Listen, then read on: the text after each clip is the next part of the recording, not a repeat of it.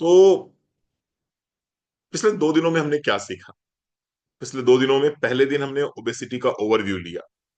हमने समझने का प्रयास किया ओबेसिटी क्या होती है, ओबेसिटी को कैसे डायग्नोज करेंगे, ओबेसिटी के सिम्टम्स क्या होते हैं। इसके साथ साथ में अगर कोई अदर इश्यूज नहीं है तो ओबेसिटी से कैसे निपटा जा सकता है। कल हमने बात करी थी कि 40 के बाद की उम्र में महिलाओं को ओबेसिटी क्यों ज्यादा पकड़ती है, और अगर 40 के बाद आप वेट लॉस करना चाहते हैं, 40 वर्ष की उम्र के बाद आप वेट लॉस करना चाहते हैं, तो आपको क्या स्टेप्स उठाने पड़ेंगे।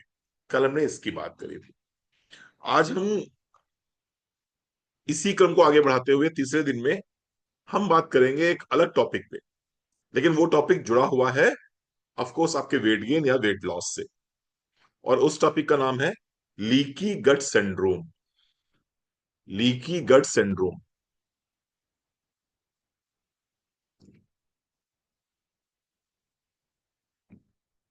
आइए स्टार्ट करते हैं।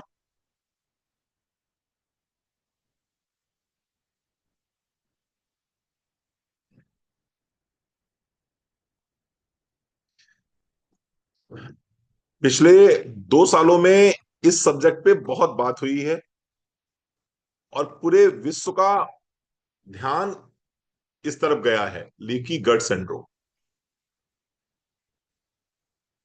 और पूरा विश्व ये मानने लगा है इस समय, चूंकि नोबेल पुरस्कार मिला था जिन्होंने इसको खोज के निकाला था, तो पूरा विश्व ये मानने लगा है कि अगर हम लीकी गट सिंड्रोम को सही कर लें तो हम अपने जीवन की जितनी भी बड़ी समस्याएं हैं उन समस्याओं से मुक्ति पा जाएंगे।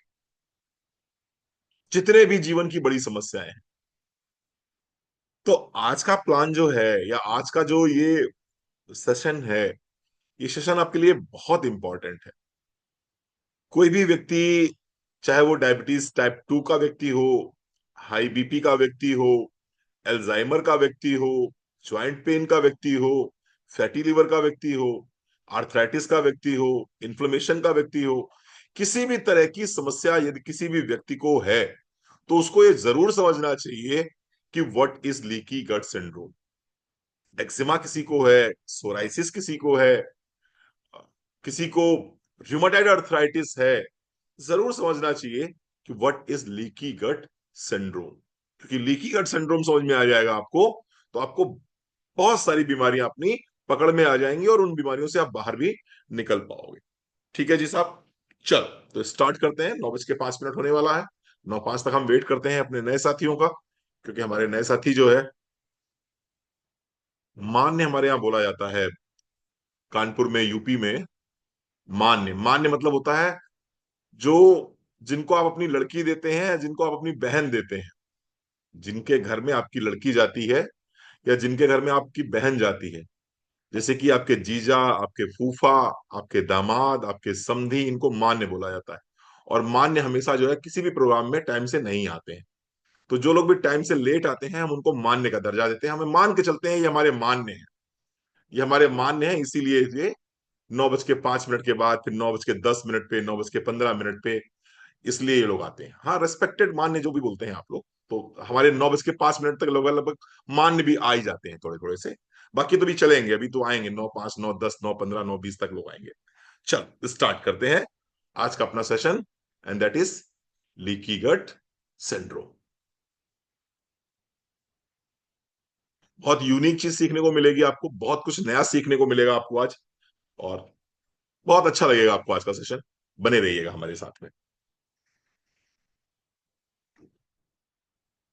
Leaky gut is a condition where the intestinal lining, where is a condition where the intestinal lining, intestinal lining becomes damaged, becomes damaged. समझने का प्रयास करते हैं। लीकी गट एक ऐसी कंडीशन होती है जहां पर आपकी छोटी आंत, बड़ी आंत, यहां पर जो लाइनिंग है वो क्या हो जाती है, डैमेज हो जाती है। मैं समझाने का प्रयास करूंगा आपको और समझेंगे आप अच्छे से इसको। बस थोड़ा सा समय दीजिए।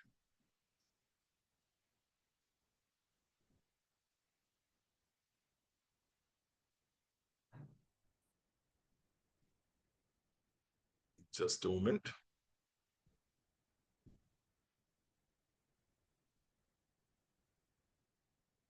क्योंकि समझना जरूरी है, एक बार समझ में आ जाएगा तो क्लियर हो जाएगा।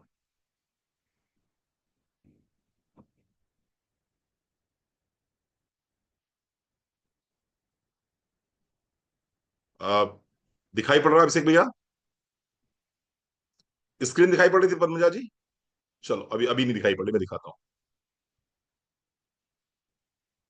ये आपके सामने दिखाई पड़ रहा है intestinal tract of a human. आपने मुंह से खाना खाया, ये खाना आपके इसोफेगस से होता हुआ होता हुआ होता हुआ होता हुआ ये खाना कहाँ गया, आपके स्टमक में गया। स्टमक में जाने के बाद में फिर ये यहां से देखिए सी कर्व आया, ये सी सेक्शन। ये पेट से होता हुआ फिर ड्यूडेनम, फिर इलियम, ज्यूजनम होता हुआ। जस्ट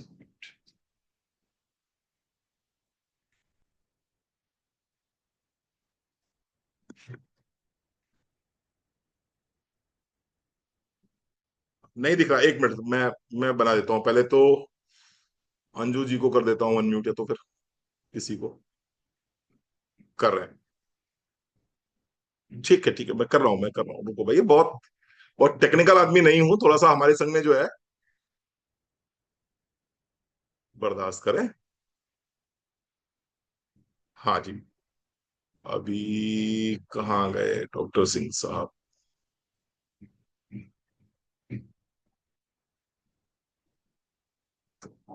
आप बताइए भट्ट साहब, दिखाई पड़ रही है स्क्रीन? बहुत बढ़िया, अब स्क्रीन दिखाई पड़ रही है। तो ये देखिए आपका क्या है, ये है आपका इंटेस्टाइनल ट्रैक। इंटेस्टाइनल ट्रैक यानी कि ये आपने खाना खाया और ये आपके ईसोफेगस से होता हुआ होता हुआ होता हुआ, कर्सर पे दिमाग लगाइएगा मेरे, ये होता हुआ आपके पहुंचा पेट में। पेट यहां पर है। पेट से पहुंचने के बाद में ये पहुंचा आपके छोटी आंत, सी सेक्शन होते हुए, ड्यूडनम होते हुए, ये आपका पहुंचा छोटी आंत में। ये छोटी आंत है, छोटी आंत है। छोटी आंत से फिर क्या हुआ, यहां से फिर ये पहुंचा आगे बढ़ते हुए और यहां पर ये बड़ी आंत में आया। छोटी आंत में पूरे फूड की प्रोसेसिंग होती है और फूड यहां से एब्जॉर्ब होता है। यानी कि आपने अगर चिकन खाया तो वो चिकन का प्रोटीन जो है यहां पर छोटी आंत में अमाइनो एसिड्स में ब्रेक होगा और फिर वहां से वो एब्जॉर्ब होना शुरू होगा अमाइनो एसिड की फॉर्म में। अगर आपने कार्बोहाइड्रेट खाया, दो रोटी खाई, पेट में आया, पेट में उसका पाचन शुरू हुआ, मुंह में पाचन शुरू हुआ, लेकिन अल्टीमेटली छोटी आंत में पचा पूरी तरह से और फिर इससे बना ग्लूकोज, और ग्लूकोज जो है एब्जॉर्ब होके लीवर तक पहुंचा। सेम यही काम फैट का होता है, फैट भी आगे चल के फैटी एसिड में कन्वर्ट होता है। ये कहाँ है, हो रहा है सब ये छोटी आंत से लेकर बड़ी आंत के बीच में ये सारा का सारा काम हो रहा है। अब होता क्या है, मान लीजिए आपने, अब दिखा था ना, अभी तो दिखा था, दिख रहा था ना स्वाति जी? चलो, अब मान लीजिए आपने चार रोटियां खाई। सकीना जी थैंक यू। आपने चार रोटियां खाई। चार रोटियां खाने के बाद में तीन रोटियां बहुत आराम से पच गई। तीन रोटियां बहुत आराम से पच गई, लेकिन एक रोटी ऐसी थी जो नहीं पची, जो नहीं पच पाई। जो एक रोटी नहीं पच पाई वो क्या करेगी, वो आंतों में सड़ेगी। चार रोटियां खाई, तीन रोटी पच गई। तीन रोटी पचने के बाद में जो उसका न्यूट्रिशन बनना था वो न्यूट्रिशन बॉडी ने एब्जॉर्ब कर लिया, और जो वेस्ट बनना था वो बॉडी ने बाहर निकाल दिया, बड़ी आंत के माध्यम से, रेक्टम के माध्यम से वो बाहर निकल गया। लेकिन एक रोटी ऐसी थी जो ना तो पच पाई और ना ही वो शरीर से बाहर निकल पाई। तो ये रोटी क्या करेगी? समझ रहे हैं मेरी बात को? नेत्रा, मेरी बात समझ में आ रही है बेटा? चार खाई, तीन पच गई, न्यूट्रिशन बॉडी में चला गया, जो वेस्ट था वो शरीर से बाहर निकल गया। एक बच गई, एक जो बच गई वो आपकी आंतों में सड़ेगी, वो आपकी आंतों में सड़ेगी। और ना सिर्फ सड़ेगी, बल्कि वो क्या करेगी, वो जो आंतें मैंने दिखाई थी आपको, उनकी दीवालों को धीरे धीरे धीरे धीरे करके डैमेज करेगी, दीवालों को आंतों की डैमेज करेगी। सिर्फ आंतों की दीवालों को डैमेज ही नहीं करेगी, आंतों की दीवालों को डैमेज करने के बाद में जब दोबारा आप कुछ खाना खाएंगे, दोबारा कुछ खाना खाएंगे, और बॉडी न्यूट्रिशन को एब्जॉर्ब करना चाहेगी, तो न्यूट्रिशन के साथ साथ में वो सड़ा हुआ खाना जो था, वो सड़ी हुई रोटी थी, वो भी बॉडी में एब्जॉर्ब हो जाएगी। और वो जो सड़ी हुई रोटी बॉडी में एब्जॉर्ब हो जाएगी, उसको हम बोलते हैं टॉक्सिन्स। उसको आयुर्वेद की भाषा में बोला जाता है आम। मैंगो नहीं, ना तो मैंगो, ना केजरीवाल। आम यहां पर आयुर्वेद वाला आम है ना। आम मतलब केजरीवाल मत समझ लेना, और आम मतलब मैंगो भी मत समझ लेना। आम मतलब टॉक्सिन्स, टॉक्सिन्स। और ये टॉक्सिन्स आपका ब्लड एब्जॉर्ब करता है, और ब्लड एब्जॉर्ब करने के बाद में फिर पूरी बॉडी में वो टॉक्सिन्स घूमते हैं। जहां जहां ये टॉक्सिन अपने आप को स्टेबलाइज कर लेते हैं, आपके शरीर का वो हिस्सा बीमार पड़ना शुरू हो जाता है। तो पूरी बीमारी की जड़ जो है, वो पूरी बीमारी की जड़ जो है, वो है आपका leaky gut. This syndrome is called leaky gut syndrome. समझ में आ गया? क्लियर हो गया आपको? अंजू जी समझ में आ गया? सामान्य सी भाषा में मैंने समझाया आपको। आप जो थाली रख के बैठते हैं, सारा खाना आप हजम नहीं कर पाते हैं। कुछ खाना ऐसा होता है जो नहीं हजम होता, जो ना तो सार बनता है ना किट बनता है। सार यानी न्यूट्रिशन, किट यानी वेस्ट। और जो कुछ नहीं बनता वो आंतों में पड़ा रहता है, आंतों में सड़ता है, और सड़ने के बाद में धीरे धीरे धीरे धीरे क्या करता है, वो आंतों की दीवारों को डैमेज कर देता है। और आंतों की दीवारों को डैमेज करने के बाद में वही वही जो वेस्ट है, जो टॉक्सिन है, वो बॉडी में एब्जॉर्ब हुआ और पूरी बॉडी को उसने डैमेज कर दिया। ठीक है, चलिए, आपको समझ में आ गया, बहुत अच्छी बात है। इसी पे पूरी पुस्तक लिखी गई है, और इसी के आधार पे नोबेल पुरस्कार साइंटिस्ट को मिला है, जिन्होंने इसकी खोज करी है, और आज पूरी दुनिया इसको सही करने में लगी हुई है। तो ये करता क्या है? जब ये हो गया, डैमेज हो गया, तो क्या हुआ? That allows that allows toxins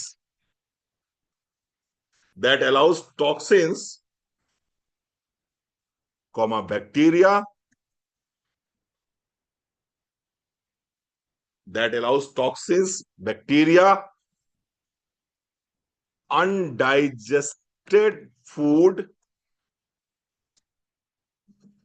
particles। आज कोई शहीद होने जा रहा लगता है हमारे आसपास, शादी है किसी की, बैंड बज रही बड़ी जोर जोर से। Undigested food particles to enter the blood stream, to enter the blood stream.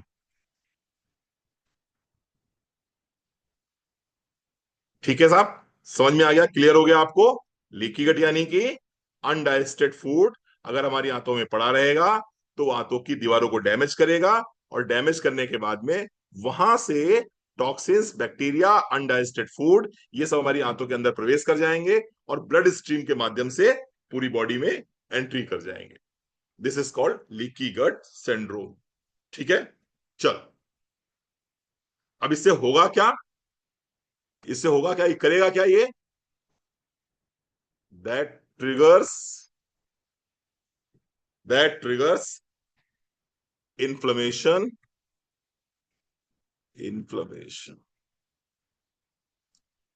that triggers inflammation and can lead to various health problems, various health problems।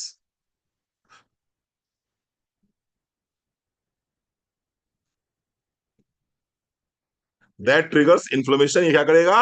ये शरीर के अंदर सूजन पैदा करेगा, और तमाम तरह की समस्याएं आपको देगा ये।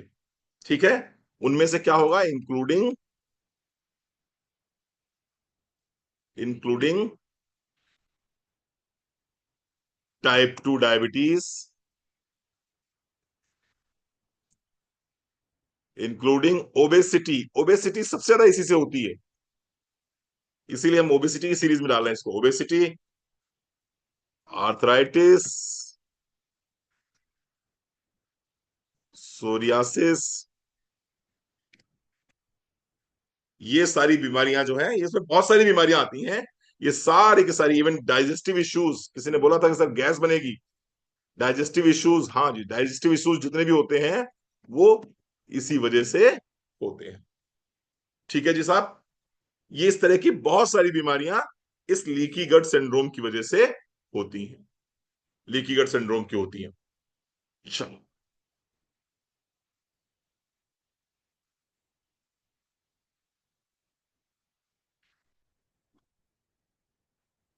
चलिए, अब दूसरा सवाल आ रहा है कि how does the gut barrier works, कैसे काम करता है ये? How does the gut barrier works, कैसे काम करता है ये, इसको समझ लेते हैं। The gut barrier, the gut lining acts as a lining acts as a selective filter. जो गट की लाइनिंग है, जो छोटी आपके ऊपर लाइनिंग आप देख रहे थे, ये कैसे काम करती हैं? एक सेलेक्टिव फिल्टर की तरह काम करती हैं। जो क्या करता है? Allowing nutrients to pass into blood stream, to pass into blood stream. Gut lining जो है एक फिल्टर की तरह काम करती हैं। ये क्या करती हैं? ये न्यूट्रिएंट्स को अलाउ करती हैं अपने अंदर एब्जॉर्ब होने के लिए, और इसको ब्लड स्ट्रीम में न्यूट्रिशंस को पास कर देती हैं। ठीक है,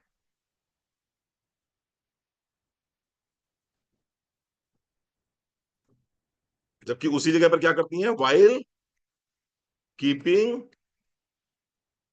while keeping harmful substances out, while keeping harmful substances out, यानी कि जो कबाड़ है, जो कचरा है, जो गलत चीजें हैं, उनको ये अंदर नहीं आने देती।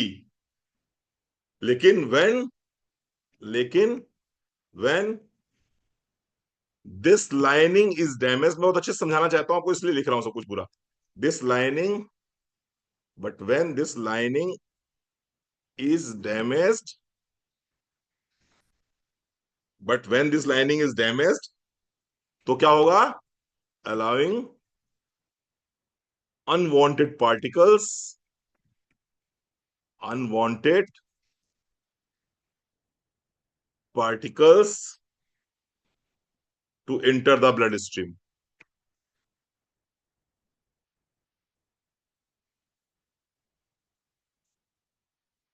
आपको समझ में आ गया होगा कि gut lining as a selective filter काम करता है, जो कि न्यूट्रिशन को अपने अंदर एब्जॉर्ब करने की क्षमता रखता है, और बाहर का जो कचरा है उसे बाहर रखना चाहता है।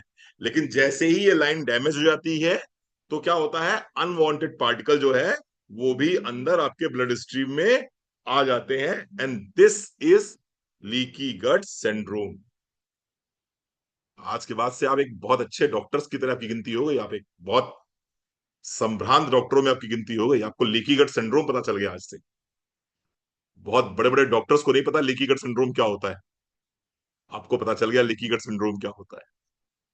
ठीक है जी, चलो अब मुद्दे पे आते हैं। अब आप कहोगे रणवीर सर, प्रकृति ने इतनी अच्छी व्यवस्था जब कर रखी थी, और प्रकृति ने हमारी आंतों को समझा बुझा के भेजा था कि देख भाई, जो अच्छी चीजें हैं उनको अंदर लेना है, जो कचरा है उसको अंदर नहीं लेना है, तो फिर ये सर, ये आते ऐसी हुई क्यों? आते ऐसी हुई क्यों? आते इतनी गड़बड़ हो क्यों गई? तो उसके विषय में आपसे बात करेंगे और फिर आपको समझाएंगे कि मोदी केयर का शेप फिट किट कहां फिट बैठता है। चलिए, मुद्दे वाली बात है। पहला हमने बताया how does the gut barrier works, ये हमारा पॉइंट नंबर 1 था। और ये हमारा दूसरा पॉइंट हो रहा है हमारा causes of leaky gut. Causes of leaky gut, क्यों, क्या कारण है लीकी गट के, लीकी गट होती क्यों है, आइए समझते हैं। Number 1, poor diet. Number 1, poor diet. Poor diet में क्या क्या आ गया? पुअर डाइट में वो डाइट कभी नहीं आती जिसको पुअर लोग खाते हैं। पुअर डाइट में वो डाइट आती है जिसको रिच लोग खाते हैं। सुशील जी, समझ रहे हैं मेरी बात को? पुअर डाइट में वो डाइट बिल्कुल नहीं आती जो गांव देहात के पुअर लोग खाते हैं, रविंदर अंकल। पुअर डाइट में वो डाइट आती है जो शहर के बिल्कुल वेल क्वालिफाइड, पढ़े लिखे, अप टू डेट, बढ़िया बढ़िया गाड़ियों से चलने वाले लोग रेस्टोरेंट्स में बैठ के खाते हैं। This is called poor diet. वो पुअर डाइट है। जो आप स्विगी और जोमेटो से मंगाते हो वो पुअर डाइट है। पुअर डाइट वो नहीं है, दो रोटियां निकाली, थोड़ा सा नमक लगाया, थोड़ा सा तेल लगाया, प्याज के संग में खा लिया, वो पुअर डाइट नहीं है। पुअर डाइट है वो आया आया रे पिज्जा आया रे, और साथ में कोल्ड ड्रिंक भी लाया रे, वो पुअर डाइट है। तो पुअर डाइट कौन सी डाइट हो गई? Processed food and sugar. Processed food and sugar. Processed food and sugar, इसको किस श्रेणी में डाला गया है? इसको डाला गया है पुअर डाइट की श्रेणी में। ठीक है। दूसरा, दूसरा क्या आएगा इसी में? दूसरा आएगा ग्लूटन एंड ग्रेन्स। बहुत से लोगों को जो है ग्लूटन से एलर्जी होती है। ग्लूटन इन द सेंस मैदा या गेहूं में जो ग्लूटन होता है, तो ग्लूटन, मैदा, ये पुअर डाइट में आ जाता है। तीसरा इसमें आ जाता है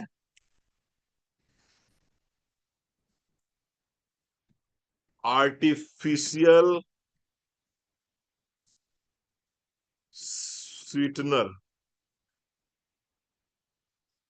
artificial sweetener, artificial sweeteners and preservatives.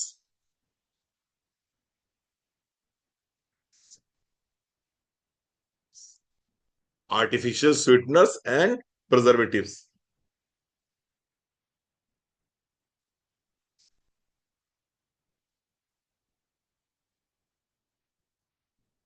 ठीक है जी। चलो, तो आप मुझे बता सकते हैं कोई कि आपकी जो कोल्ड ड्रिंक है, ये कोल्ड ड्रिंक किस में रखेंगे इसको आप, सुलक्षणा? पुअर डाइट या रिच डाइट? पिज्जा किस में रखोगे, पुअर डाइट में या रिच डाइट में? छोले भटूरे किस में रखोगे, पुअर डाइट में या रिच डाइट में? और घर का दाल चावल किस में रखोगे? रिच डाइट में रखोगे। रिच डाइट में रखोगे। तो ये इंटेस्टाइनल लाइनिंग क्यों डैमेज हुई? Because of poor diet. और पुअर डाइट में क्या क्या बोला उन्होंने? पुअर डाइट में उन्होंने बोला है प्रोसेस्ड फूड, जिस फूड को फैक्ट्री में बनाया गया है। यस ऑफ कोर्स, जिस फूड को फैक्ट्री में बनाया गया। आपके यहां जो ब्रेड आती है, ब्रेड या पाव जो आता है, ये घर में बनता है या फैक्ट्री में बनता है? फैक्ट्री में बनता है। जो बिस्किट्स आपके यहाँ आते हैं, कुकीज, जिसे आप लोग बड़े लोग कुकीज बोलते हैं, हम बच्चे बिस्कुट बोली, है ना? जो बिस क्या बोलते हैं उसे, बिस्किट। जो बिस्किट आता है, ये बिस्कुट क्या हुआ, रिच डाइट या पुअर डाइट? रिच डैड या पुअर डैड बुक्स पढ़ी थी हम लोगों ने ना। तो ये बिस्कुट क्या हो गया, ये पुअर डाइट में आ गया। जो आपके यहाँ वो हल्दीराम की या बिकानो की भुजिया आती है, किसमें रखोगे इसको आप, पुअर डाइट में या रिच डाइट में? ऑफ कोर्स पुअर डाइट में रखोगे। और ये जब ज्यादा से ज्यादा खाते चलोगे तो क्या हो जाएगा, धीरे धीरे आपकी आंखें आते डैमेज हो जाएंगी। रोज खाते हैं, हम सब रोज खाते हैं, हम सब रोज खाते हैं, और हमारा डेली रूटीन यही है, और यही कारण है कि हम अस्वस्थ हैं। यही कारण है हम अस्वस्थ हैं। और शायद ये जो 7 दिन की ट्रेनिंग है, ये आपको बहुत मदद करेगी अपने आप को स्वस्थ बनाने में, अपने आप को स्वस्थ बनाने में। ठीक है। अच्छा, आप में से बहुत सारे लोगों को ये जानकारी होगी कि हमारे पेट के अंदर बैक्टीरिया होते हैं। हमारे पेट के अंदर बैक्टीरिया होते हैं। क्या बोलते हैं उनको? माइक्रोबायोम। आज से ब्रेड बंद, बहुत बढ़िया, बहुत बढ़िया। जो भी फैक्ट्री से आ रहा है बंद कर दो, जो फैक्ट्री में बनता है उसको बंद कर दो, उसको बंद कर दो, उसको बंद कर दो। जो घर में बन रहा है सब हेल्दी है। घर का छोले भटूरे भी हेल्दी है, लेकिन स्विगी से आ रहा है, अब ठीक नहीं है। घर का आप जो खा रहे हो, आप में से कुछ लोग नॉनवेज पसंद करते हैं, आप घर में अगर चिकन भी बना खा रहे हो, अच्छी बात है। घर में मटन बना रहे हो, अच्छी बात है, लेकिन जो जोमेटो से मंगवा रहे हो, वो गड़बड़ है, वो गड़बड़ है। ठीक है। चलो आगे बढ़ते हैं। तो पहला डैमेज किसने किया? हमारी पुअर डाइट हैबिट्स ने। ठीक, कॉजेज ऑफ लीकी गट में क्या हुआ? पहली बात तो हुई पुअर डाइट। दूसरी बात क्या होगी? दूसरी बात है गट माइक्रोबियम, गट माइक्रोबायोम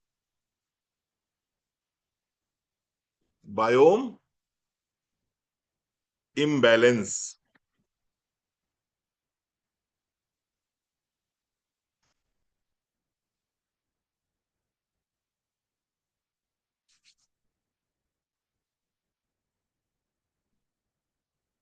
ठीक है।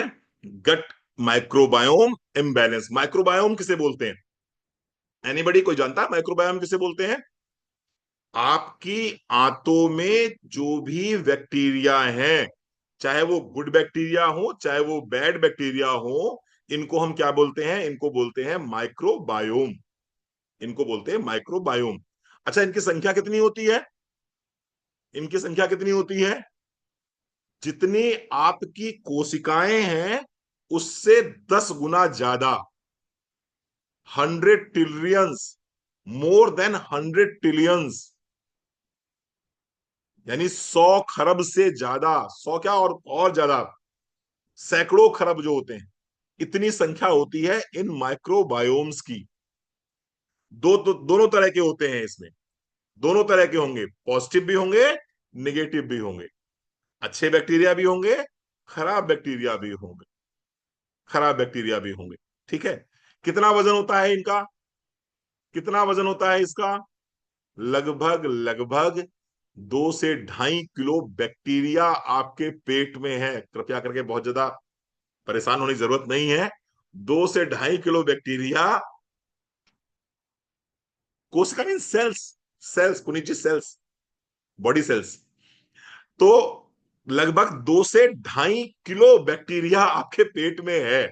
तो जब मुझसे लोग कहते हैं ना, सर क्रिल ऑयल, इसमें तो रेड डॉट है। नहीं सर, हम ये रेड डॉट वाला क्रिल ऑयल नहीं ले पाएंगे, प्लीज सर इसके अलावा कुछ और बता दीजिए। अब मेरा मन में आता है कि मैं इनसे बताऊं कि मैडम 2.5 किलो बैक्टीरिया पेट में लेके घूम रहे हो, 2.5 किलो बैक्टीरिया पेट में लेके घूम रहे हो, इस छोटे से कैप्सूल को लेके इतने नखरे। जानकारी नहीं है आपको? चेक करिएगा माइक्रोबायोम्स किसे बोलते हैं, तो गूगल बताएगा आपको कि मैडम 2.5 किलो बैक्टीरिया आपके पेट में है, जो पल रहा है और मर भी रहा है, जो नया बन रहा है, मर रहा है। डेड बॉडीज वहां बनती हैं, और वो डेड बॉडीज बॉडी से निकलती हैं।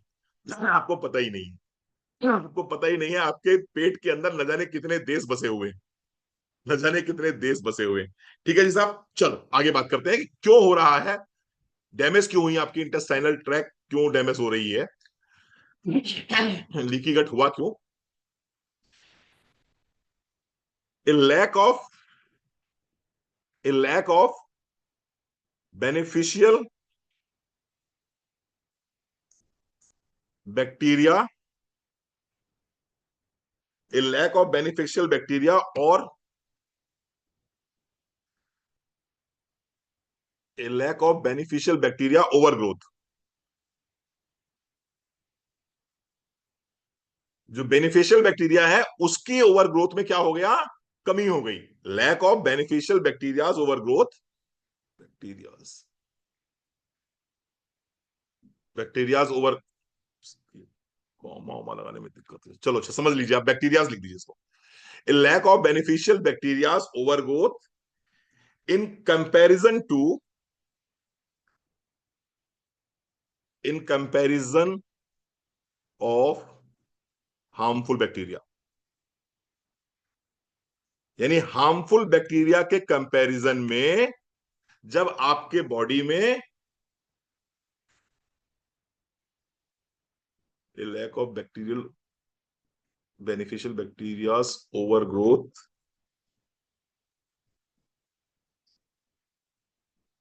इन comparison of harmful bacteria, yes, मतलब कि हार्मफुल बैक्टीरिया के कंपैरिजन में जब आपके शरीर में ज्यादा, आपके शरीर में बेनिफिशियल बैक्टीरिया के कंपैरिजन में हार्मफुल बैक्टीरिया ज्यादा ओवर ग्रो करने लगेंगे, तो लाइन डैमेज हो जाएगी।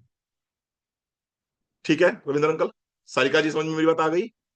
आपके आंतों में जो अच्छे बैक्टीरिया हैं जब वो कम हो जाएं अपेक्षाकृत खराब बैक्टीरिया के, तो आपकी जो इंटेस्टाइन लाइनिंग है वो डैमेज होने लगे।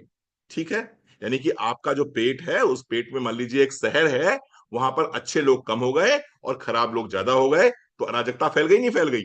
अराजकता फैल गई, भगदड़ मच गई। ठीक है ना? This is called. ठीक है, अब इसमें गुड बैक्टीरियाज में आपको, आपने नाम सुना होगा लैक्टोबैसिलस। आपको बहुत से लोग कहते होंगे कि आप साहब पेट खराब है तो दही खा लो। लोग कहते हैं ना पेट खराब है तो दही खिचड़ी खा लो। क्यों कहते हैं? क्योंकि लैक्टोबैसिलस पाए जाते हैं किसमें? दही में। दही के अंदर गुड बैक्टीरिया पाया जाता है, प्रोबायोटिक्स पाए जाते हैं उसके अंदर। तो वो बेसिकली इसीलिए कहा जाता है क्योंकि उसके अंदर प्रोबायोटिक्स पाए जाते हैं, इसलिए आपको बोला जाता है कि दही खा लो। ठीक है, और हार्मफुल बैक्टीरिया में बहुत सारे बैक्टीरिया होते हैं, अब जिसमें एक इकोलाई भी होता है, एस्टीरिया कोलाई भी होता है। चलिए मुद्दा वाली बात पे आते हैं, आगे बढ़ते हैं। तो दूसरा कारण क्या हुआ? पहला कारण था पुअर डाइट, दूसरा कारण था कि आपके जीआई ट्रैक्ट में हार्मफुल बैक्टीरिया ज्यादा हो गए इन कंपैरिजन ऑफ बेनिफिशियल बैक्टीरिया। तीसरा समझते हैं, तीसरा कारण क्या है? तीसरा कारण है chronic,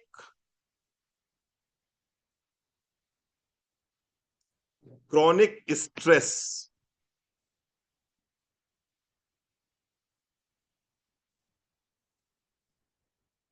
long term stress increases cortisol level. कल बताया था कॉर्टिसोल लेवल क्या होता है? आपकी किडनी से, किडनी में जो एड्रिनल ग्लैंड्स होती हैं उनसे निकलने वाला एक हार्मोन। तो long term stress increases cortisol levels which weakens the gut lining. ये भी क्या करती है? हमारी गट लाइनिंग को कमजोर कर देती है, विच वीकेंस द गट लाइनिंग। इसलिए आपको बहुत ज्यादा, आपको जो लोग बहुत ज्यादा तनाव में रहते हैं, ऐसे लोग आपको अक्सर बीमार दिखाई पड़ेंगे। जो लोग बहुत स्ट्रेस लेते हैं रविंद्र अंकल, ऐसे लोग आपको अक्सर स्ट्रेस में दिखाई पड़ते हैं।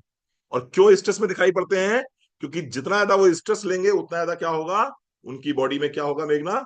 उनकी बॉडी में कॉर्टिसोल बढ़ेगा। और जब कॉर्टिसोल बढ़ेगा तो क्या करेगा ये इन्फ्लेमेशन पैदा करेगा, सूजन पैदा करेगा शरीर में। ना सिर्फ सूजन पैदा करेगा बल्कि आपकी जो आंत है, उस आंत की जो लाइनिंग है उसको भी ये डैमेज करेगा, जिसे बोलते हैं हम लोग गट लीकी सिंड्रोम। तो ऐसे लोगों का गट जो है लीकी सिंड्रोम हो जाता है, ऐसे लोग बीमार हो जाते हैं पढ़ना जी। ऐसे लोग पेट के भी मरीज रहते हैं, ऐसे लोग हार्ट के भी पेशेंट रहते हैं, ऐसे लोग डायबिटीज भी ऐसे लोगों को होती है, आर्थराइटिस भी ऐसे लोगों को होती है। इसलिए कहा जाता है जितना ज्यादा खुश रहेंगे उतना ज्यादा आप अच्छे रहेंगे। ठीक है, चौथी बात,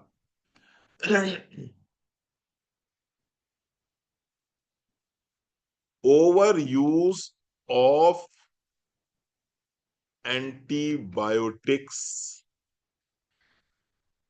जो लोग बहुत and, NSAID, over use of antibiotics and SAIDs. मतलब क्या हो गया? मतलब ये हो गया कि जो लोग बात बात पे दवाइयां खाते हैं, एलोपैथिक दवाइयां खाते हैं, जो लोग बात बात में दवाइयां खाते हैं, बात बात में जो है एंटीबायोटिक्स ले लेते हैं, बात बात में जो है दर्द की गोलियां खाते हैं, ऐसे लोगों की भी गट लाइनिंग डैमेज हो जाती है। ऐसे लोग भी लीकी गट के पेशेंट्स हो जाते हैं। तो इसलिए एंटीबायोटिक्स अपने मन से नहीं खानी चाहिए। एंटीबायोटिक्स खानी है तो डॉक्टर की सलाह से खाइए और प्रॉपर एक कोर्स करिए। एंटीबायोटिक करता क्या है बेसिकली, मैं समझा दूं थोड़ा सा एलोपैथी और आयुर्वेद को, आगे बढ़ता हूं मैं आपको। एलोपैथी का मतलब क्या होता है? एलोपैथी एक होता है आयुर्वेदा। आयुर आयुर यानी आयु, वेदा यानी कि नॉलेज।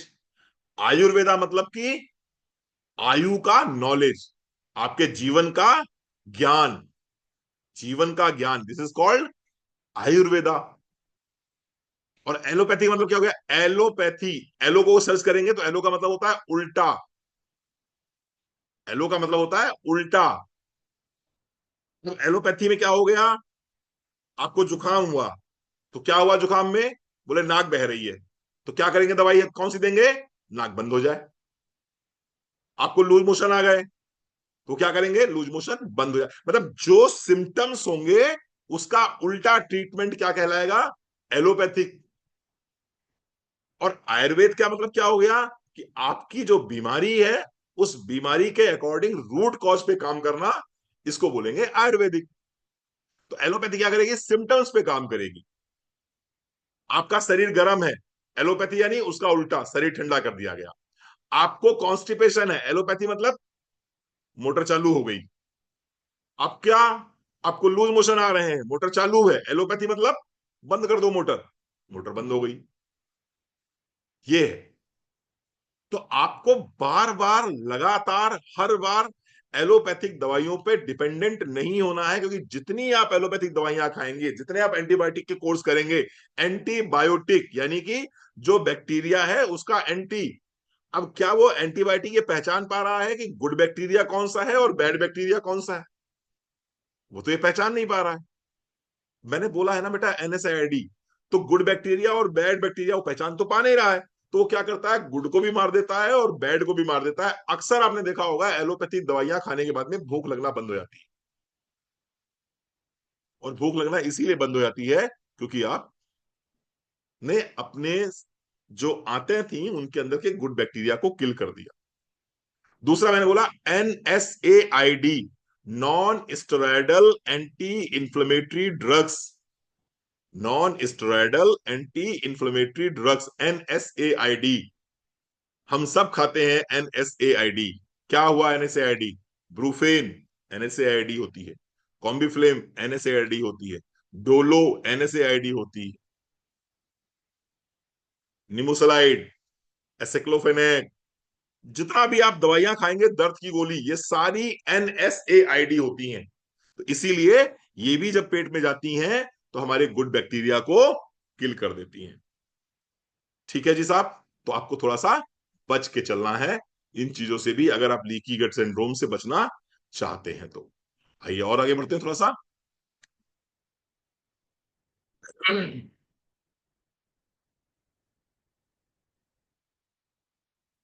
इन्वायरमेंटल टॉक्सिन्स, जो वातावरण में जहर है वो भी आपको बहुत नुकसान पहुंचा रहा है। वो भी बहुत नुकसान पहुंचा रहा है। इसमें क्या क्या चीजें आ जाएंगी? इसमें आ जाएंगे आपके पेस्टिसाइड्स। जो भी आप फल ला रहे हैं, सब्जियां ला रहे हैं, कहीं ना कहीं इनमें पेस्टिसाइड्स डाले जाते हैं। और ये पेस्टिसाइड्स हम खा रहे हैं, ये भी हमारे लीकी गट को बढ़ा रही हैं विनीता जी। और खा रहे हैं हम, कोई बच नहीं सकता आपसे। आप अपने अपने घर में गेहूं नहीं उगा सकते, आप अपने घर में आलू नहीं उगा सकते। सब लोग अपने अपने घर में टमाटर मटर चौलाई नहीं उगा सकते हैं। हम बाजार से कुछ ना कुछ तो लाएंगे ही लाएंगे। चलिए किचन गार्डन बना लिया आपने, अनाज तो लाओगे ना बाहर से, फल तो लाओगे ना बाहर से। तो पेस्टिसाइड्स जो हैं, ये जो आ रहे हैं खाने के माध्यम से, ये हमारे गट को डैमेज कर रहे हैं, ये हमारे गट को डैमेज कर रहे हैं। इसके साथ साथ में हैवी मेटल्स, हैवी मेटल्स। किसी ने मुझसे पूछा था सर कि एक बार कि सर ये क्रिलाइल कैप्सूल आप सजेस्ट करते हो, ये फिश ऑयल कैप्सूल क्यों नहीं सजेस्ट करते आप? फिश ऑयल कैप्सूल इसलिए सजेस्ट नहीं करते क्योंकि फिश ऑयल कैप्सूल्स में कई बार चेक किया गया कि उसके अंदर मरकरी पाया गया, मरकरी पाया गया फिश ऑयल कैप्सूल्स में। इसलिए फिश ऑयल कैप्सूल सजेस्ट नहीं करते आपको। क्रिल ऑयल में इस तरह की कोई भी संभावना आपको नहीं दिखती है, हैवी मेटल्स उसके अंदर आपको नहीं मिलेंगे। ठीक है जी साहब, चलो। और क्या है उसके अंदर, और क्या दिक्कत करेगा आपको? ऑफ कोर्स फूड एडिटिव्स, जो ये फूड एडिटिव्स जो खाने के आइटम पे ऊपर से लगवा लेते हो आप लोग सजाने के लिए, जो फूड में एडिट एडिट किया जाता है, ऐड किया जा रहा है फूड में, अलग अलग एक क्या बोलते हैं, स्वाद को बढ़ाने के लिए क्या क्या दिया जाता है विनीता जी? एलजी मोटो क्या बोलते हैं, अजाना मोटो, मैंने नाम नहीं आ रहा मुझे। एजीमोटो क्या बोलते हैं उसको? कोई चीज है, हाँ डबल चीज नहीं कुछ अजीनोमोटो। डालते हैं ना उसमें, है? Ajinomoto. Ajinomoto sir. Ajinomoto. ये अजीनो मोटो जो डाला जा रहा है ये क्या है? ये एडिटिव है सर। ना, ये एडिटिव है ना अंजू जी? जी। जी ये सर। आपकी जो गट है उसको डैमेज कर रहा है। जी। अजीनोमोटो ये आपकी गट को डैमेज कर रहा है। डैमेज कर ठीक है रहा ना? इससे बचना है आप, इससे बचना है आप। चलिए थोड़ा सा और आगे बढ़ते हैं। और क्या क्या चीजें हैं जो हमारे गट को डैमेज कर रही हैं?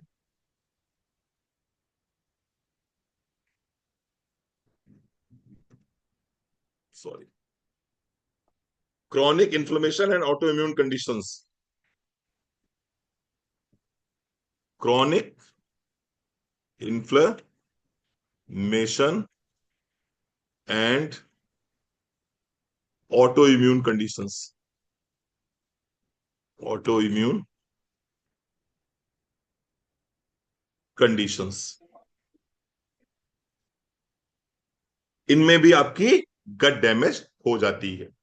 अगर किसी को ऑटो इम्यून डिसऑर्डर है, चाहे वो कई डिजीज होती है, जैसे हम लोग एक बीमारी होती है क्रॉन्स डिजीज, एक बीमारी होती है क्रॉन्स डिजीज, इसमें भी व्यक्ति की गट डैमेज हो जाती है, गट लाइनिंग डैमेज हो जाती है। दूसरी एक होती है सीलियक डिजीज, ग्लूटन से संबंधित डिजीज होती है ये, इसमें भी गट लाइनिंग डैमेज हो जाती है। तीसरी एक और होती है र्यूमाटॉइड अर्थराइटिस, आरए जिसे बोलते हैं हम लोग, र्यूमाटॉइड अर्थराइटिस। इन सब से क्या होता है, ये गट डैमेज कर देती हैं ये बीमारियां। तो ये मैंने आपको कुछ कारण बताए हैं जिनकी वजह से व्यक्ति की गट डैमेज हो जाती है, जिसकी वजह से गट डैमेज हो जाती है। ठीक है, अभी तक जो भी समझाया जा रहा है समझ में आ रहा है आप लोगों को? समझ में आ रहा है आपकी बीमारियों का कारण क्या है, और समझ में आ रहा है हम इन बीमारियों से कैसे बच सकते हैं? बड़ी बड़ी बीमारियां जिन्होंने हमारा 30 40 50% तक पैसा जो है वो हमारे घर से जा रहा है डॉक्टर्स के पास में, मेडिसिन में जा रहा है, नर्सिंग होम्स में जा रहा है। कैसे हम अपने आप को थोड़ा सा अगर सचेत कर लें, थोड़ा सा नॉलेज ले लें, तो हम कैसे बच सकते हैं इन बीमारियों। आरए मीन्स र्यूमाटाइड अर्थराइटिस, जिसमें उंगलियां टेढ़ी हो जाती हैं। ठीक है जी, चलो आगे बढ़ते हैं। सिम्टम्स क्या होंगे इसके? सिम्टम्स क्या होंगे इसके?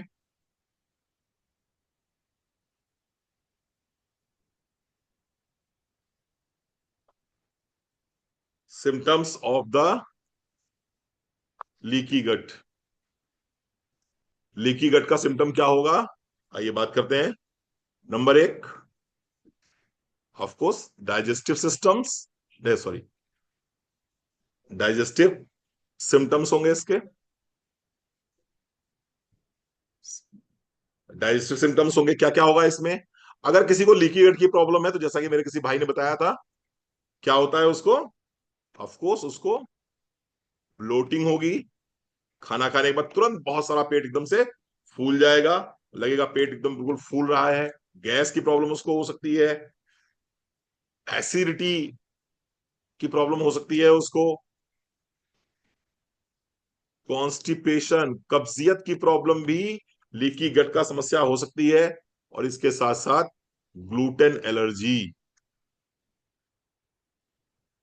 ग्लूटेन एलर्जी ये हो सकती है प्रॉब्लम उसको। आईबीएस हो सकता है उसको, irritable irritable Bawal syndrome.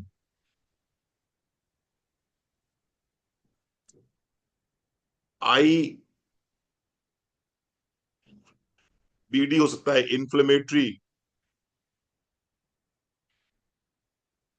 Inflammatory Bawal disease. ये इस तरह की बीमारियां हो सकती हैं उस व्यक्ति को जिसका लीकी गट सिंड्रोम है। आंतों में सूजन आ जाना है, इन्फ्लेमेटरी बाउल डिजीज मतलब आंतों में सूजन आ जाना। इरिटेबल बाउल सिंड्रोम का मतलब होता है कभी डायरिया कभी कॉन्स्टिपेशन। तो ये डाइजेस्टिव सिम्टम्स होते हैं जिस व्यक्ति को लीकी गट की प्रॉब्लम होती है। ठीक है। क्या सिर्फ पेट से संबंधित समस्याएं होती हैं? नहीं साहब, पेट से संबंधित समस्याओं के अतिरिक्त भी समस्याएं होती हैं। वो क्या समस्याएं होती हैं, आइए बात करते हैं। होल बॉडी सिम्टम्स में क्या क्या आएगा?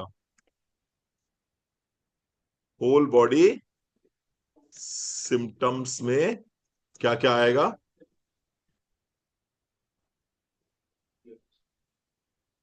होल बॉडी सिम्टम्स में क्या क्या आएगा? नंबर एक, फटीग, थकान, फटीग एंड ब्रेन फॉग। जब आपका दिमाग सोचना समझना बंद कर दे, बिल्कुल ऐसा लगे जैसे दिमाग में कोहरा सा छाया हुआ है, आप किसी निर्णय पे ना पहुंच पाओ, आप कोई निर्णय ना ले पाओ, सेल्फ स्टीम बहुत कम हो जाए, आपको हमेशा हर बार ऐसा लगने लगे कि नहीं मेरे निर्णय सही नहीं होते हैं, तो इसको क्या बोलेंगे? Brain fog, fatigue and brain fog. अगर इस तरह के लक्षण है तो ये लीकी गट सिंड्रोम का लक्षण हो सकता है। दूसरा, रजनी निगम, दीपिका जी आ जाइए कि नहीं आई है? Joint pain and inflammation. Joint pain and inflammation, जिन लोगों को ज्वाइंट्स में बहुत पेन रहता है और उसके साथ साथ में जोड़ों में सूजन रहती है, मोस्ट प्रोबेबली उनको लीकी गट की प्रॉब्लम हो सकती है। जोड़ों में स्वेजिंग भी है और जोड़ों में दर्द भी है। नंबर तीन, स्किन इश्यूज, चाहे वो सोराइसिस हो, एक्जिमा हो, एक्ने हो, पिंपल्स हो, लीकी गट की प्रॉब्लम हो सकती है, क्योंकि लीकी गट में इन्फ्लेमेशन बहुत ज्यादा होता है और इन्फ्लेमेशन होगा तो इस तरह की समस्या हो जाएगी। चौथा, weak immunity. Weak immunity, weakness बहुत रहेगी। आज सुबह मेरे पास में एक रिपोर्ट आई है और इस रिपोर्ट में उन्होंने हमसे चर्चा करी कि रणवीर सर, मेरा सीआरपी लेवल बढ़ा हुआ है। उनका सीआरपी लेवल बढ़ा हुआ था, जिसको हम बोलते हैं कि शरीर में स्वेलिंग है। स्वेलिंग को जब करते हैं तो सीआरपी लेवल चेक कराते हैं। उनके शरीर में स्वेलिंग बहुत बढ़ी हुई है और उन्होंने कहा कि मुझे ज्वाइंट पेन के इश्यूज भी रहते हैं। निश्चित रूप से मान के चलिए कि उनको कहीं ना कहीं लीकी गट की प्रॉब्लम होगी ही होगी।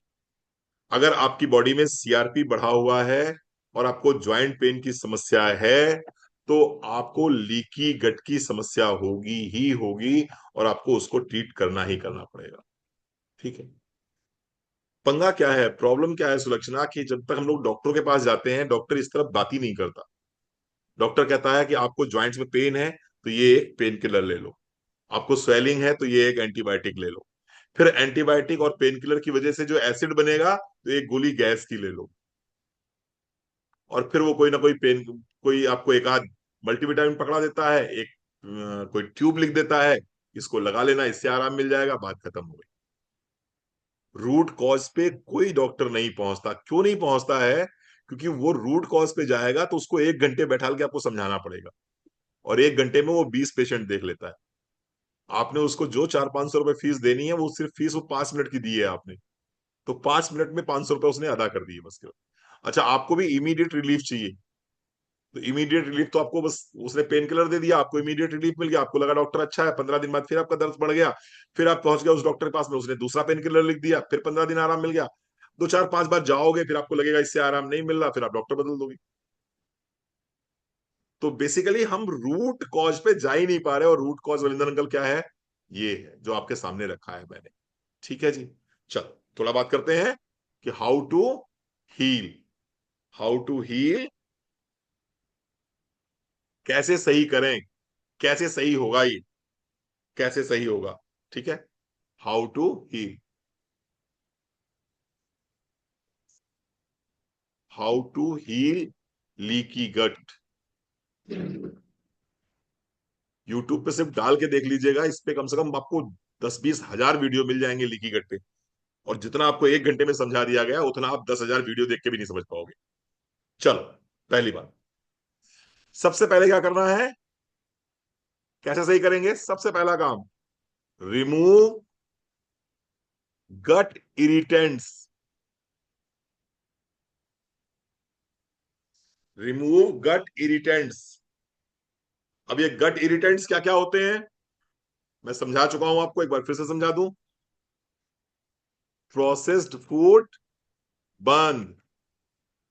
आया आया रे पिज्जा, आया रे कोल्ड ड्रिंक के साथ लाया रे, खत्म नेत्रा, अब नहीं खाना, है ना, पहले भी नहीं खाते थे, अब मत खाना बिल्कुल भी।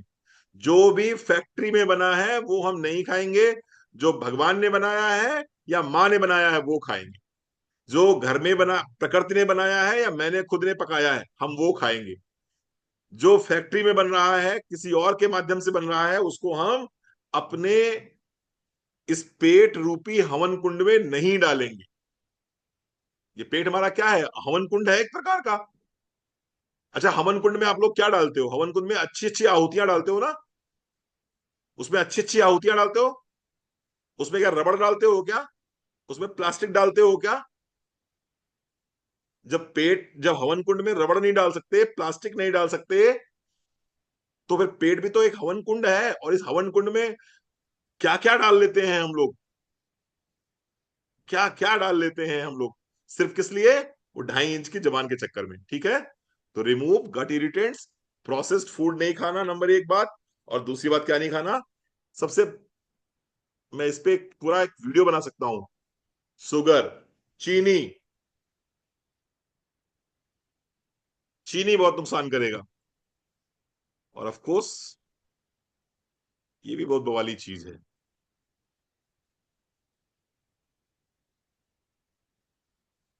अल्कोहल। ये सारी चीजें क्या करती हैं, ये आपकी गट को इरिटेट करती हैं और आपकी गट लाइनिंग को डैमेज करती हैं। और फिर गट लाइनिंग अगर डैमेज होगी, तो मैंने बताया था आपको सिम्टम्स क्या क्या इसके आएंगे, वो फिर हार्ट के प्रॉब्लम्स हो या कोई भी प्रॉब्लम्स हो, इसी से संबंधित है। ठीक है, avoid artificial sweeteners. Avoid artificial sweeteners, तो जो मफिन्स बोलते हैं, muffins, muffins, muffins, cake, pastry, इनसे जितना हो सके बचो। प्रिजर्वेटिव्स, प्रिजर्वेटिव्स, प्रिजर्वेटिव्स कहाँ डाले जाते हैं, जितने भी आइटम खाने वाले हैं सब में प्रिजर्वेटिव्स डाले जाते हैं। यहां तक कि आप जो जूस का डब्बा भी घर में लेके आते हो, डब्बा बंद, उसके अंदर भी प्रिजर्वेटिव पड़ा है, तभी तो कब का सेब कब खा रहे हो आप, कब उसकी पैकिंग हुई है और आप खा पी कब रहे हो उसको। क्या घर में आपका सेब निकाला हुआ जूस जो है, क्या इतने दिन रह पाएगा अपर्णा जी, सवाल ही नहीं उठता। और डब्बे में कितने दिन रह जाता है, 2 महीने, 3 महीने, 4 महीने, तो 2 2 महीने, 3 3 महीने रह जाता है, वो तो प्रिजर्वेटिव्स की दम पे रहता है ना। तो प्रिजर्वेटिव जब जाएगा तो क्या करेगा, ये आपकी आंतों को खराब करेगा, आपकी लाइनिंग को डैमेज करेगा। ठीक है, तो इनको आप बचो। क्या बचना है आपको, आपको चीनी नहीं लेनी है, प्रोसेस्ड फूड नहीं लेना है, आर्टिफिशियल स्वीटनर्स नहीं लेने हैं, प्रिजर्वेटिव्स नहीं लेने हैं, इतना बचा ले जाएंगे तो आप, बहुत बड़ी बात है। दूसरा क्या करना है इसमें, कैसे हील करेंगे इसको,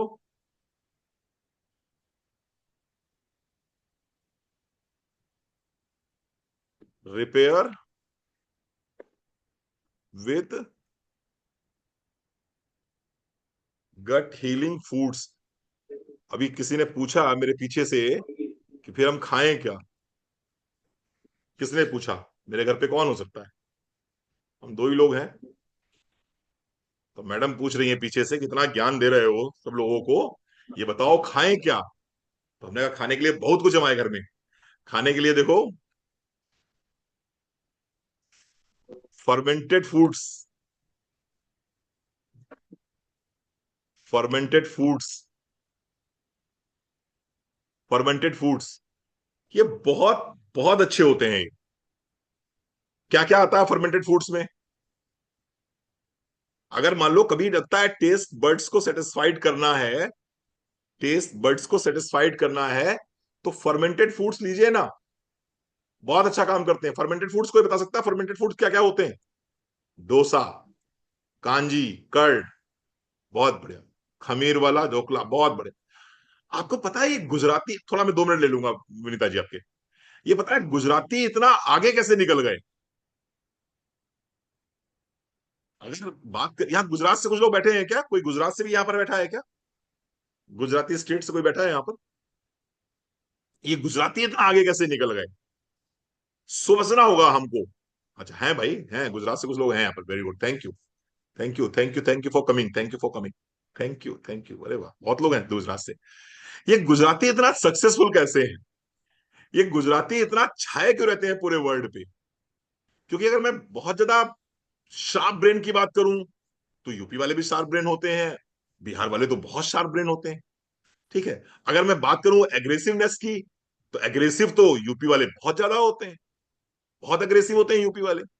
ये गुजराती क्यों पूरे दुनिया पे राज करते हैं?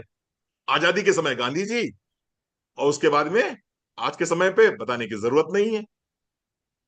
और वैसे भी पूरे अमेरिका में देख लो तो आप सबसे ज्यादा गुजराती मिलेंगे आपको।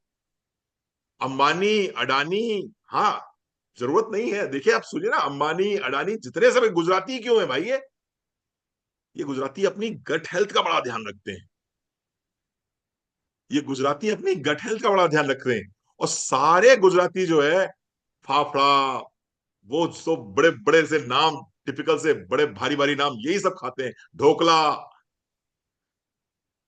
ये लोग अपनी गट हेल्थ का बड़ा ध्यान रखते हैं। थेपला, वेरी गुड निमिषा जी, बिल्कुल, थेपला, फाफड़ा, ढोकला। अब भैया ये सब इतना फर्मेंटेड खाते हैं, तो इनकी गट बहुत अच्छी रहती है। और गट इज द सेकंड ब्रेन, बिल्कुल सही कहा दीपेंदु जी।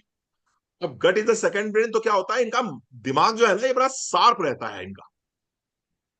इनका दिमाग बड़ा शार्प रहता है। इनको एंजाइटी नहीं होती, इनको डिप्रेशन नहीं होता, ये बहुत जल्दी ओवर एक्साइटेड नहीं हो जाते हैं। इनकी वेगस नर्व जो है ना, जो ब्रेन से चलती है पेट तक आती है, वो बड़ा कूल रहती है। तो आपको भी अगर लगता है कि यार टेस्ट चेंज करना है रोज रोज, रणवीर सर ने कहा ये भी नहीं खाओ, ये भी ना खाओ, ये भी ना खाओ, टेस्ट चेंज करना, तो क्या खाएं? मसाला डोसा खाओ ना। वो इडली, और इडली क्या बोलते हैं रंजू, क्या बोलते हैं उसे? इडली सांभर। इडली सांभर खाओ। हाँ, इडली सांभर खाओ। एक दिन मैंने पढ़ाया था आप लोगों को कि खाने के बाद में छाछ जरूर पीनी चाहिए, एक छाछ खूब पीते। अभी जब मैं गुजरात गया तो वहां पर, जैसे अपने यहाँ, जब आप किसी ढाबे पे खाना खाते हो, ढाबे पे खाना खाने के बाद में जब आप पेमेंट करने जाते हो, तो वहां पर एक फ्रिज रखा होता है। आप यूपी और बिहार में और मध्य प्रदेश में देखोगे तो उन फ्रिजेस में कोल्ड ड्रिंक्स की बोतल रखी होती है। कोल्ड ड्रिंक्स की बोतल रखी होती है। गुजरात में कोल्ड ड्रिंक्स की बोतल नहीं रखी होती, वहां पर छाछ रखी होती है। तो पेमेंट देते समय वो कहते हैं 2 छाछ और कर दीजिए हमारी।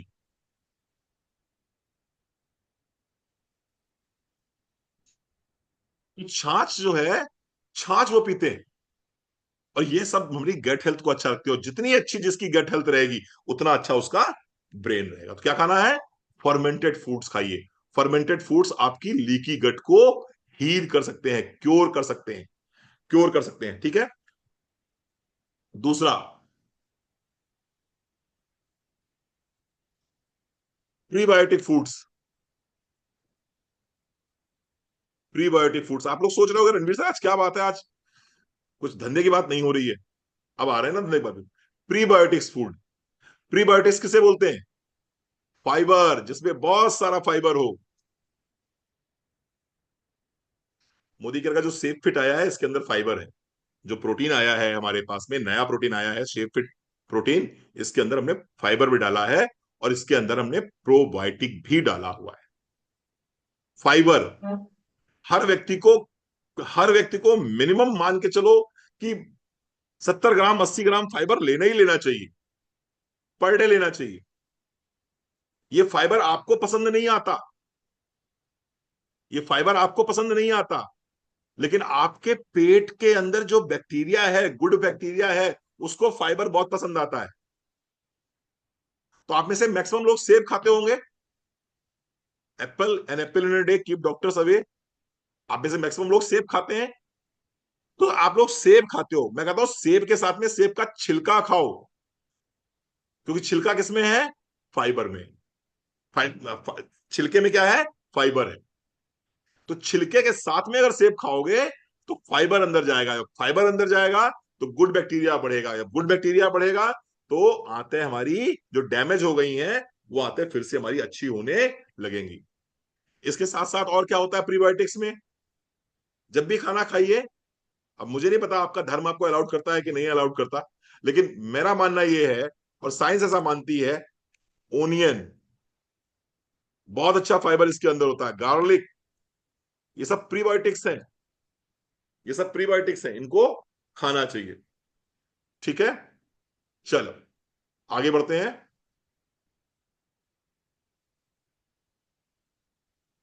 ओमेगा 3 फैटी एसिड्स, ये खाई शाम को, जैसे आपका मन करता है ना शाम को चाय के साथ में, शाम को आपका मन करता है चाय के साथ में कुछ क्या हो जाए वो, क्या खाते हो आप लोग बताओ? अच्छा आप लोग, कोई मठरी खाता है, कोई कोई समोसे खा लेता है, कोई बिस्किट्स खा लेता है, कोई दालमोट खा लेता है। नट्स क्यों नहीं खाते हो यार?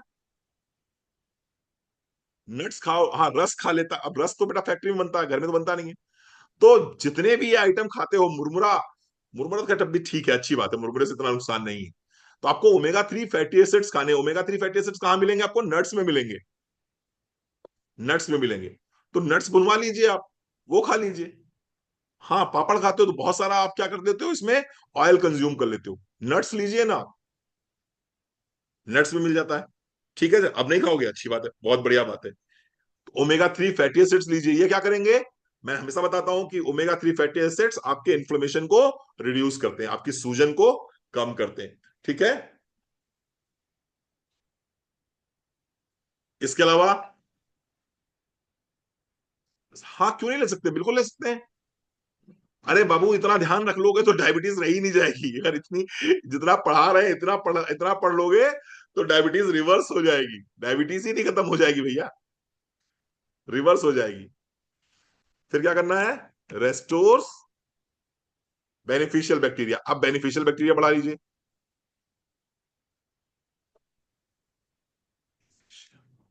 रेस्टोर बेनिफिशियल बैक्टीरिया कैसे बढ़ेगा ये? प्रोबायोटिक से बढ़ेगा, प्रोबायोटिक से बढ़ेगा। शेपफिट में प्रोबायोटिक्स भी हैं, जो हमारा प्रोटीन पाउडर आ रहा है इसमें फाइबर भी है और प्रोबायोटिक्स भी इसके अंदर है। वैसे घर में क्या मिलेगा आपको? कर्ड, दही, दही के अंदर बहुत अच्छा प्रोबायोटिक्स होता है, मैंने बताया तभी आपको। तो आप अगर अपनी आंतों को सही रखना चाहते हैं तो क्या करेंगे? दही लीजिए, दही लीजिए। छाछ बहुत अच्छी होती है, छाछ में अगर आपने वो थोड़े से मसाले डाल दिए आपने तो फिर क्या पूछना, लेकिन सुबह और दोपहर में लेना है, रात में नहीं लेना। और क्या करेंगे हील करने के लिए?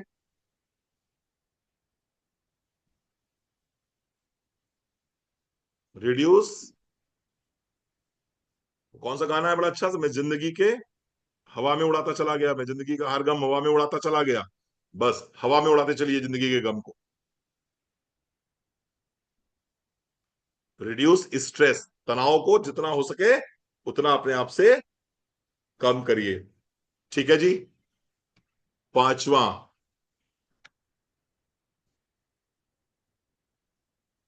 Support the gut, support the gut lining with supplements.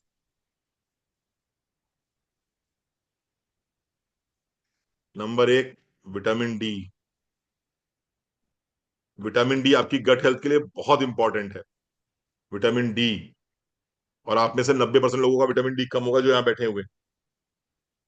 दूसरा, मल्टीविटामिन। मल्टीविटामिन स्पेशली फीमेल्स वाला वो बहुत ही अच्छा है, क्योंकि उसके अंदर शतावरी पाया जाता है, और शतावरी जो है प्रीबायोटिक की श्रेणी में आता है। शतावरी जो है वो प्रीबायोटिक में आता है, मल्टीविटामिन।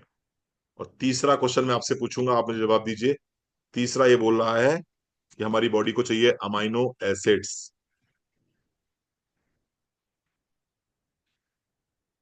मुझे आप ईमानदारी से बताइए, अमाइनो एसिड कहाँ मिलेगा? Where is amino acid? Amino acid कहाँ मिलेगा? लिखो भैया चैट बॉक्स में। छायावस्थी साइंस ये कह रही है हाँ। बहुत बढ़िया, बहुत समझदार बच्चे हैं, बहुत समझदार बच्चे हैं। अमाइनो एसिड, फरीदा जी अमाइनो एसिड कहाँ मिलेगा? हाँ जी, बहुत बढ़िया निमिषा जी, बहुत बढ़िया, शाबाश। बहुत बढ़िया, बहुत बढ़िया, बहुत बढ़िया, बहुत बढ़िया। अमाइनो एसिड मिलेगा मोदी करके सेफ फिट में भैया। कुछ धंधे की बात भी कर लेने दिया करो, चार पैसे कमा लेने दो यार। है ना? मोदी जी ने बड़ा पैसा लगाया है जमीर सर ने इस पे, करोड़ों रुपए लगा दिए मोदी जी ने अपनी इस नई रेंज को लॉन्च करने के चक्कर में, और मैं भी पढ़ा रहा हूं आपको इतना सारा। तो अल्टीमेटली चलते चलते जो है, एक बात कह दूं, मोदी केयर का जो शेप फिट प्रोटीन आया है, इसके अंदर आपको अमाइनो एसिड मिल जाएंगे, यानी कि आपको प्रोटीन मिल जाएगा। इसके अंदर आपको प्रीबायोटिक्स मिल जाएंगे, यानी कि फाइबर मिल जाएगा। इसके अंदर आपको प्रोबायोटिक्स मिल जाएंगे, जो आपके गुड बैक्टीरिया को अच्छा बना के रखेंगे। ठीक है, ये सारी चीजें इसके अंदर मिल जाएंगी। ये सारी चीजें इसके अंदर मिल जाएंगी, नेताजी पर्सनल बात कर लेंगे हम लोग। ठीक है, ये सारी चीजें मिल जाएंगी, सारी चीजें इसके अंदर मिल जाएंगी। ठीक है, तो शेफ फिट को अपनी डाइट में जरूर शामिल करें। आप पूछेंगे सर आज की ट्रेनिंग का मकसद क्या था, आज की ट्रेनिंग का पर्पस क्या था? आज की ट्रेनिंग का पर्पस ये था कि आप किसी को समझाएंगे कि ये मैं आपको शेप फिट दे के जा रही हूँ, ये मैं आपको मल्टीविटामिन दे रही हूँ, ये मैं आपको जो फैट बर्निंग टी देके जा रही हूँ, और ये फैट बर्निंग कैप्सूल देके जा रही हूँ। इसको आप अच्छे से यूज करिएगा, थोड़ा सा एक्सरसाइज करिएगा, अच्छे से पानी पीजिएगा, स्ट्रेस मत लीजिएगा, अच्छे से सोएंगे आप तो आपका फैट लॉस होगा, आपका वजन कम होगा, आपका वजन कम होगा। ठीक है, लिखना चाहते हैं कुछ आप लिख लीजिए, अच्छा चलिए। आपका वजन कम होगा। अब मान लीजिए उसको इतना सब कुछ समझाने के बाद, इतना सब कुछ समझाने के बाद भी वो कोल्ड ड्रिंक्स पी रहा है लगातार, वो छोले भटूरे बाजार से मंगवा मंगवा के खा रहा है, वो खूब बढ़िया से जूसेस पी रहा है, वो खूब बढ़िया से बाहर का चाउमीन बर्गर पिज्जा रस्क दालमोट बिस्किट खा रहा है, तो क्या होगा? तो होगा ये कि हमारी शेप फिट उतना इंपैक्ट नहीं डाल पाएगी, उतना वेट हम उसका लूज नहीं कर पाएंगे। सारिका जी समझ में आ रही है मेरी बात? उतना उसका वेट लॉस नहीं होगा, और जब उसका उतना वेट लॉस नहीं होगा तो हमारी इमेज खराब होगी, हमारी रीसेल नहीं होगी, हम रीपरचेज नहीं करा पाएंगे उसकी। एक बार तो उसने किट ले ली हमसे, लेकिन दोबारा वो हमसे किट नहीं लेगा। लेकिन जब हम इतने नॉलेज के साथ में पहुंचेंगे उसके पास में, हाँ, उसका भी तो पैसा से बाद लॉस होगा, लेकिन उसे पता नहीं होता ना बेटा, पता तो आपको भी नहीं था आज तक इतना। अगर ये 3 दिन की ट्रेनिंग आपकी जिंदगी से निकाल दी जाए तो आपको भी इतना नहीं पता। आपको भी ये इतना पता है कि शेप किट लॉन्च करी है, शेप किट बिल करानी है, शेप किट बेचनी है, अपनी आईडी पे 5800 बीबी हो जाएंगे, आपको तो इतना पता था बस केवल। लेकिन पिछले 3 दिनों में मैंने जो सिखाया है आपको, उससे आपको पता चला कि नहीं साहब, वेट कैसे लॉस होगा, कैसे वजन कम होगा, क्या क्या प्रिकॉशंस रखने पड़ेंगे। और अगर ये प्रिकॉशंस नहीं रखे हमने तो सिर्फ वजन ही नहीं बढ़ेगा, हमें कहां कहां डैमेज करेगा ये। जब आप इतना नॉलेज देंगे किसी व्यक्ति को, और इतने नॉलेज के साथ से फिट किट देंगे, तो रीसेल होगी, रीपरचेज होगी, और एक एक व्यक्ति 10-10 किट बेचने में कामयाब होगा। अदरवाइज क्या होगा? आप जीजी मौसी बुआ भाई साहब बहन जी करके किसी तरह से दबाव और प्रभाव में, अंजू जी, आप एक किट बेच पाओगे, लेकिन सेकंड ऑर्डर कैसे आएगा? सेकंड ऑर्डर तब आएगा जब आप उसको एजुकेट करोगे। और जब वो चीनी बंद कर देगा, जब वो प्रोसेस फूड बंद कर देगा, जब वो स्ट्रेस से बाहर आ जाएगा, जब वो अच्छे से 7 से 8 घंटे की नींद लेगा, अच्छे से पानी पिएगा, गलत खान पान उसका नहीं रहेगा, टाइमिंग सही रहेंगी, तो वेट तो उसका कम होना ही होना है। तो वेट तो उसका वैसे ही कम होना है। तो शेप फिट साथ में रहेगा तो और इजीली कम हो जाएगा, और अच्छे से कम हो जाएगा, तो आपका प्रोडक्ट क्या हो जाएगा, हिट हो जाएगा। तो अल्टीमेटली हम चाहते क्या थे विनीता जी, हम यही तो चाहते थे जिसको हम दे के आ रहे हैं, जिससे हमने पैसे लिए हैं, उसके पैसे वसूल हो। तो वसूल कब होंगे, जब उसको आप ना सिर्फ सेफ फिट किट दोगे, बल्कि सेफ फिट किट के साथ साथ में एजुकेट भी करोगे, उसको नॉलेज भी दोगे। छोड़ने के बाद फिर से वैसे ही नहीं हो जाएंगे। किसी ने सवाल मुझसे पूछा था, आज सुबह भी, आज सब बैठे हो मैडम बैठी हैं वो, उन्होंने पूछा था सर कि अगर 4 महीने ये किट हमने यूज कर ली और हमारा मान लीजिए 10 किलो 12 किलो 15 किलो कम हो भी गया, तो जैसे ही हम एक किट छोड़ेंगे वैसे ही हम फिर से वैसे ही हो जाएंगे। इसमें कोई संदेह नहीं है कि 99% चांसेस इस बात के हैं कि आप फिर से वैसे ही हो जाएं। क्योंकि क्योंकि बॉडी अपने आप को हमेशा उसी कंडीशन में रखना चाहती है जिस कंडीशन में वो पिछले 5 साल 10 साल 15 साल से रखे हुए है। वो आपने क्या करा, आपने अपने आप को ट्रेन किया इस तरह से कि आप 5 किलो 10 किलो 20 किलो लूज कर दिया। ठीक है, बॉडी ने आपको 20 किलो लूज करके दे दिया, लेकिन जैसे ही आप छोड़ेंगे वैसे ही बॉडी फिर से अपने आप को उसी स्थिति में लेके जाएगी। बिल्कुल स्प्रिंग की तरह बॉडी है, जब तक दबा के रखेंगे दबी रहेगी, जैसे ही छोड़ेंगे स्प्रिंग अपने आप बाउंस बैक करेगी। यहां पर जरूरत पड़ती है एजुकेशन की, यहां पर जरूरत पड़ती है अंजू जी एजुकेशन की। अगर हम किसी को एजुकेट करके देंगे तो वो 4 महीने बाद भी जब चीनी को मुंह में डाल लगाएगा तो उसको लगेगा रणवीर सर ने मना किया था चीनी मत खाना, क्योंकि चीनी तुम्हारे शरीर के लिए जहर है। तब वो कहेगा 4 महीने बाद कि नहीं यार, प्रोसेस फूड खाने के लिए रणवीर सर ने मना किया था, प्रोसेस फूड हम नहीं खाएंगे। और जब वो प्रोसेस फूड नहीं खाएगा, चीनी नहीं खाएगा, पानी अच्छे से पिएगा, टाइम पे सोएगा, तो कभी नहीं बढ़ेगा उसका वेट। पूरी जिंदगी के लिए वो अपने आप को स्वस्थ, बात वेट की नहीं है सिर्फ, जितना सिखाया गया है इसको अगर आदमी 50% भी फॉलो कर लेगा, 50%, तो मैं गारंटी देता हूं आपको, जिंदगी में कभी वो डॉक्टर के पास नहीं जाएगा, जिंदगी में कभी उसको एलोपैथिक दवाइयां नहीं खानी पड़ेगी।